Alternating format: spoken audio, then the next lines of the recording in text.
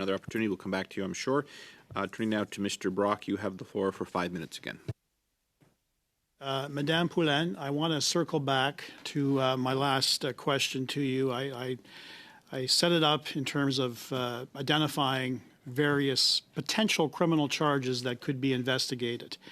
We've heard evidence directly from the source, Christian Firth, who openly admitted to committee members that he actually changed resumes without consent, without permission of the resume owners. That is a form of forgery. We've heard evidence of inflated invoices, again by GC Strategies. Subcontractors doing no work. We heard from the procurement ombudsman that 76% of subcontractors perform no work, yet we're still receiving government monies, taxpayer monies. Missing documents, several, probably thousands of pages of missing documents as identified by the Auditor General. In fact, her point is what's really concerning is what the audit does not reveal. And what it doesn't reveal is either, in my opinion, incompetence or corruption.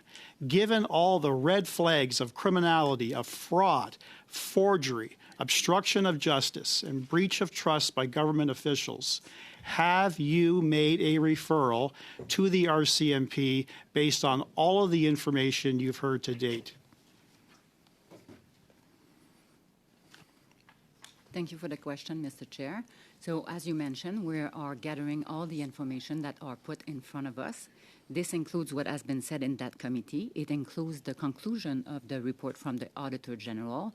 It also includes what we have heard through OPO. We're gathering all that information and we are analyzing it right now. We need to see if the allegations are supported by other evidence. That's not your job, ma'am. With all due respect, that is not your job. That is the job of our professional law enforcement officers. Your job is, if you have a suspicion of criminal wrongdoing, your job is to report that to the legal authorities. Clearly, you must have a suspicion of wrongdoing with respect to what's going on here in ArriveCan, yes or no? We are doing analysis. And do you have a suspicion, ma'am? As soon as we will find evidence in our documents. That's not your job, ma'am. Ma'am, that is not your job. You are not an agent of the RCMP. You are a public servant. I'll ask the question again. After everything that I've identified, everything that you have read in the AG's report, do you have a suspicion of wrongdoing? Yes or no? We have sufficient suspicion to Thank you. I'll move on. Thank you. Now, to you, Mr. Mills. I asked this question yesterday to officials at PHAC. Again, you're speaking on behalf of your particular department.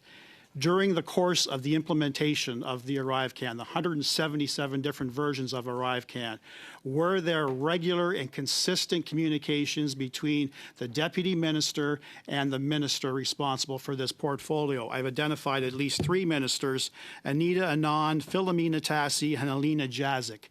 Were there regular and consistent communications between the DM and those ministers?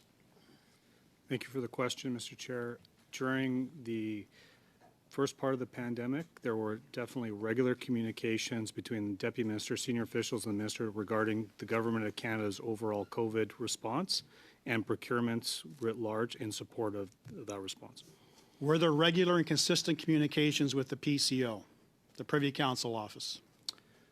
There were regular interdepartmental meetings led by the PCO, again, discussing overall the kind of Government of Canada's response to COVID, right, and procurement. And most likely the person at PCO you were speaking with would be the clerk of the Privy Council, who reports to the Prime Minister, Justin Trudeau. Is that correct? Thank you for the question, Mr. Chair.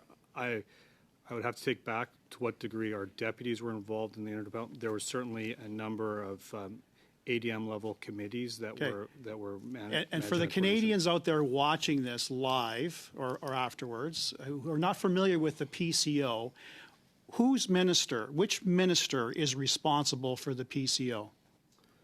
Thank you for the question. The Privy Council Office would ultimately report into the Prime Minister. Thank you very much. Those are the questions I have. Thank you very much. Mr.